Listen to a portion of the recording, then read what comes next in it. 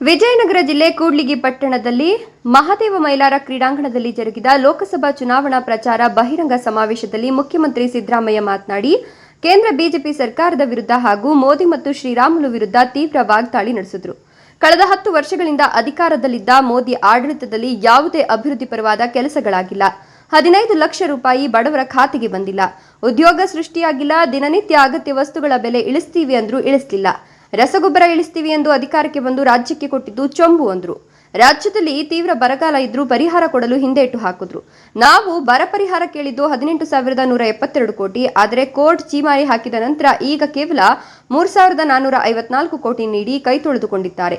ಆದರೆ ಕಾಂಗ್ರೆಸ್ ನೇತೃತ್ವದ ಸರ್ಕಾರ ರಾಜ್ಯದಲ್ಲಿ ಬಡವರಿಗೆ ಸೂರು ನೀಡಿದ್ದು ಜನ ಜಾನುವಾರುಗಳಿಗೆ ಮೇವಿನ ತೊಂದರೆ ಆಗಬಾರದು ಅಂತ ಮೇವು ನೀಡಿ ಜನರಿಗೆ ಉದ್ಯೋಗ ನೀಡಿದ್ದೇವೆ ಅಂದರು. ಕಳೆದ ವಿಧಾನಸಭಾ ಚುನಾವಣೆಯಲ್ಲಿ ನುಡಿದಂತೆ 5 ಗ್ಯಾರಂಟಿಗಳನ್ನು ನೀಡಿ ರಾಜ್ಯದ ಜನತೆಯ ವಿಶ್ವಾಸ ಉಳಿಸಿಕೊಂಡಿದ್ದೇವೆ ಎಂದರು. ಬಿಜೆಪಿ ಲೋಕಸಭಾ ಅಭ್ಯರ್ಥಿ ಶ್ರೀರಾಮುಲು ಮಂತ್ರಿಯಾಗಿ ಸಂಪೂರ್ಣವಾಗಿ ವಿಫಲರಾಗಿದ್ದಾರೆ. ಭ್ರಷ್ಟಾಚಾರದಲ್ಲಿ ಮುಳುಗಿದವರು. ಬಳ್ಳಾರಿಯ ಸಂಸದರಾಗಿದ್ದಾಗ ಅವರ ಕೊಡುಗೆ ಶೂನ್ಯ. ಅವರು ಅಸಮರ್ಥರು. ಅಂತವರನ್ನ ಗೆಲ್ಲಿಸಬೇಡಿ. ನಿಮ್ಮ ಸೇವಕನಾದ ಸರಳ ಸಜ್ಜನ ರಾಜಕಾರಣಿ ಈ ತುಕಾರಾಂ ಅವರನ್ನ ಗೆಲ್ಲಿಸಿ ಅಭಿವೃದ್ಧಿ ಕಾಣ್ರಿ ಅಂತ ಹೇಳಿದ್ರು. ಸರ್ವೆ ಪ್ರಕಾರ ಕೇವಲ 200 ಕ್ಷೇತ್ರಗಳಲ್ಲಿ ಗೆಲ್ಲುವ ವರದಿ ಬಂದಿದೆ.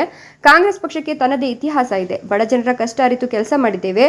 371 ಜೆ ನೀಡಿದ್ದು ಕಾಂಗ್ರೆಸ್ ಸರ್ಕಾರ. ಸೋನಿಯಾ ಗಾಂಧಿ ಹಾಗೂ ಮಲ್ಲಿಕಾರ್ಜುನ ಖರ್ಗೆ ಈ ಭಾಗದ ಜನರ ಹಿತಾಸಕ್ತಿ ಅರಿತು ಮೀಸಲಾತಿ ನೀಡಿದ್ದು ಇತಿಹಾಸ, ಶಿಕ್ಷಣ, ಉದ್ಯೋಗ ಸೇರಿದಂತೆ ಅಭಿವೃದ್ಧಿ ಕಾರ್ಯಕ್ರಮದಲ್ಲೂ ವಿಶೇಷ ಅನುದಾನ ನೀಡಿದ್ದೇವೆ. ಈ ಭಾಗದ ಜನರ ನೀರಾವರಿ ಯೋಜನೆಯಾದ 74 ಕೆರೆಗಳಿಗೆ ನೀರು ತುಂಬಿಸಲು ಈಗಾಗಲೇ ಕಾಮಗಾರಿ ಮುಗಿಯುವ ಹಂತದಲ್ಲಿದ್ದು ಇದನ್ನು ಶೀಘ್ರದಲ್ಲೇ ಪೂರ್ಣಗೊಳಿಸಲಾಗುವುದು ಅಂತ ಭರವಸೆ ನೀಡಿದರು.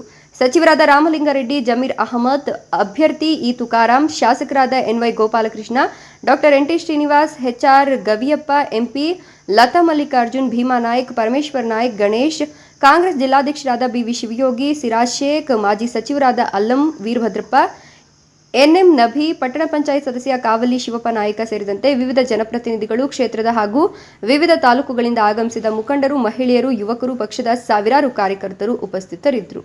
Viji Vrishabhendra, NKS TV4, Kudligi.